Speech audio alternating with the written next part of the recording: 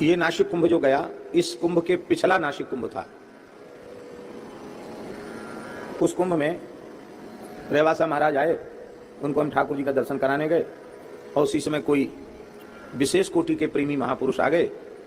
वो छत्ता में झोली रखी थी, 2-2.5 लाख रुपए था और कुछ पूर्वाचार्यों की कोई दुर्लभ वस्तुएं भी थी उसमें, वो लेके चले गए,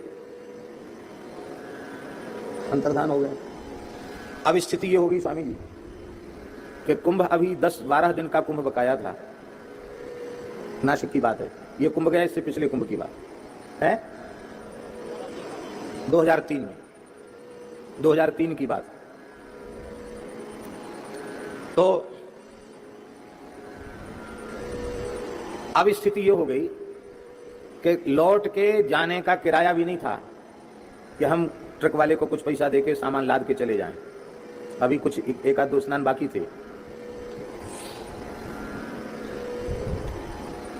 और हम कभी व्यवहार रखते भी नहीं है। प्रभु ने जो महात्मा देख रहे थे सेवा, उनको मैंने कहा कि यहाँ झोली रखो। क्यों? हमने कि कोई महात्मा आते हैं तो खाली चले जाते हैं, उठा के दे देंगे।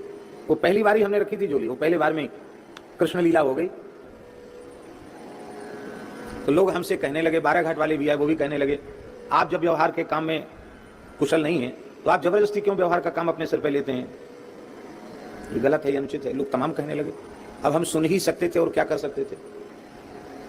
तो हमने कहा कि देखो ऐसा है, कुठार में जितना राशन हो उतने दिन तक तो ठाकुर जी को भोग लगाओ, और जब पता लगे कि राशन अब जैसी आराम हो रहा है तो कोई बात नहीं, किसी से थोड़ा उधार ले लेंगे, महात्मा बहुत हैं, और ट्रक करके हम लोग वृंदावन चलेंगे। अपने को क्या एक स्नान हो जाए बहुत, एक स्नान हो गया बहुत हो गया, क्या करना है।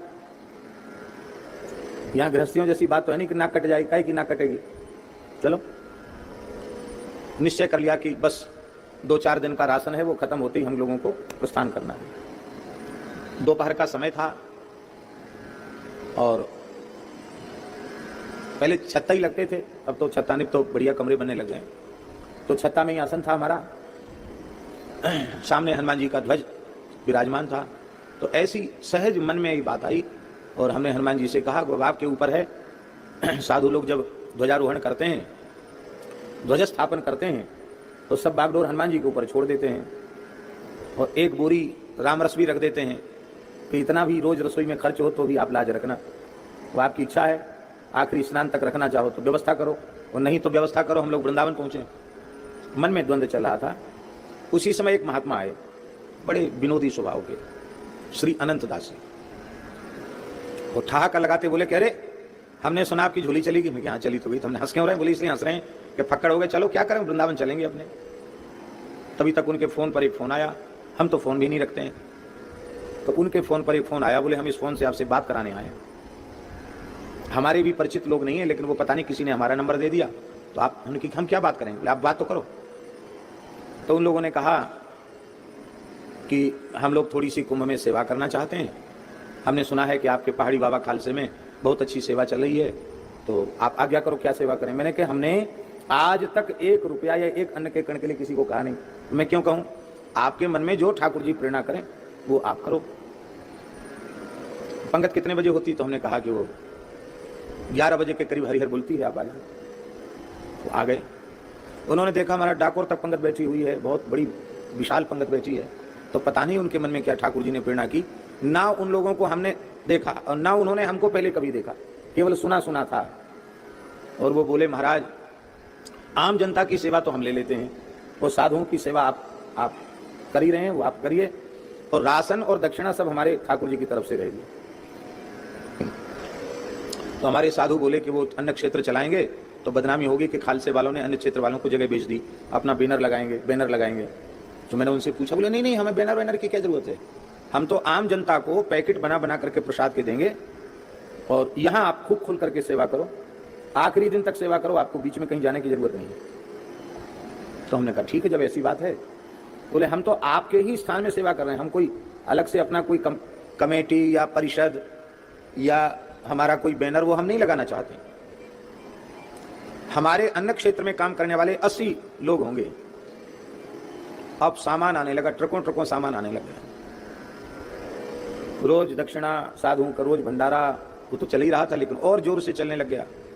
और आपको सुनकर आश्चर्य होगा, पहले दिन पैकेट आम जनता को बटे 4-4 लड्डू, 8-8 पूड़ी और सूखा आलू का साग। 20,000 पैकेट पहले दिन बटे, और फिर 40,000, 50,000 कितना बांटते थे। 80 आदमी था उन लोगों के यहाँ काम करने वाला। तो सामने दिगंबर अखाड़े के श्रीमंत पूज्य श्री केशवदास जी महाराज विराजमान थे। उन्होंने हमको बुलवाया 2 दिन बाद, उनको बुला के लाओ। तो अखाड़े के साधु आए, बोले आपको याद कर रहे हैं श्रीमान जी, बड़ा प्रेम मानते थे। हम चले गए तो उन्होंने कहा, अरे गुरु भाई रामायणी जी, शास्त्री जी, हमको भी कोई सिद्धि विधि बता दो। उनकी क्या सिद्धि? कहे नहीं, कोई नरसिंह भगवान का मंत्र हो, हनुमान जी का मंत्र हो, हमको भी बता दो। क्या महाराज समझे नहीं आपकी बात? बोले अभी 2 दिन पहले सुना था कि झोली चोरी हो गई और अब ट्रकों पर ट्रक सामान उतर रहा है, भीड़ खत्म ही नहीं हो रही पहाड़ी बाबा खालसा के सामने से। तो ये कौन सा चमत्कार है, जादू है कि चमत्कार है, क्या सिद्धि है? हमने उनको कहा ये सब रघुनाथ जी की, हनुमान जी की कृपा का चमत्कार है। हम कहीं से कहीं कुछ नहीं है। ऐसी जीवन की 1-2 घटनाएं नहीं है, छोटा सा जीवन है, पर अनेकों ऐसी घटनाएं घटी हैं कि जिनसे हमारे हृदय को यह अच्छी प्रकार से स्वीकार हो गया है कि तुम कहीं कुछ नहीं हो, कर्ता कारयिता च सः। वाल्मीकि रामायण की पंक्ति है। हनुमान जी रावण के दरबार में जाकर कहते हैं, हे दशग्रीव, जिन श्री राम को तुम मनुष्य कहते हो वे कर्ता भी हैं और कारयिता भी, करने वाले भी राम जी और कराने वाले भी राम। तो इतना बड़ा आश्रय जब हम लोगों को मिला हुआ है तो हमें नेता, अभिनेता, सेठ, साहूकार, अधिकारी, मंत्री, जंत्री, जमींदार, राजा महाराजा, इनकी कोई आवश्यकता नहीं है। इन्हें आवश्यकता हो कि साधुओं से जुड़ के, सत्संग से जुड़ के हमें सद्बुद्धि मिलेगी, सन्मार्ग मिलेगा, हमारा फायदा होगा। इनको समझ में आता हो कि कथा, कीर्तन, गौ सेवा, साधु सेवा से हमारा लाभ है, तो जय श्री राम जी की इच्छा जुड़ के रहो। और नहीं समझ में आता तो बिल्कुल मत जुड़ो। हम पहले भी निवेदन कर चुके हैं, आज फिर निवेदन करते हैं, संसार में कहीं कोई भी मुझे न बुलावे और एक भी कथा न हो तो इसको हम रघुनाथ जी की सर्वोपरि कृपा समझेंगे। ऐसा नहीं है।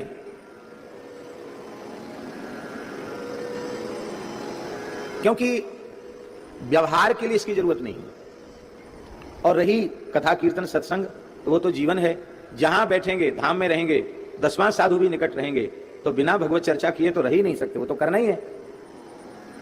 तो हमें न बरेली आने की जरूरत है और न भोपाल आने की जरूरत है, न दिल्ली, बंबई, कलकत्ता, सूरत जाने की जरूरत है। हम तो जहां पड़े हैं वहां बहुत मौज से हैं, बहुत आनंद से हैं, किसी की अपेक्षा नहीं। इसलिए खूब प्रेम से, निर्मल निष्काम भाव से आप लोग भगवान के चरित्र सुने और हृदय से स्वीकार करें कि सब कुछ भगवान के संकल्प से हो रहा है।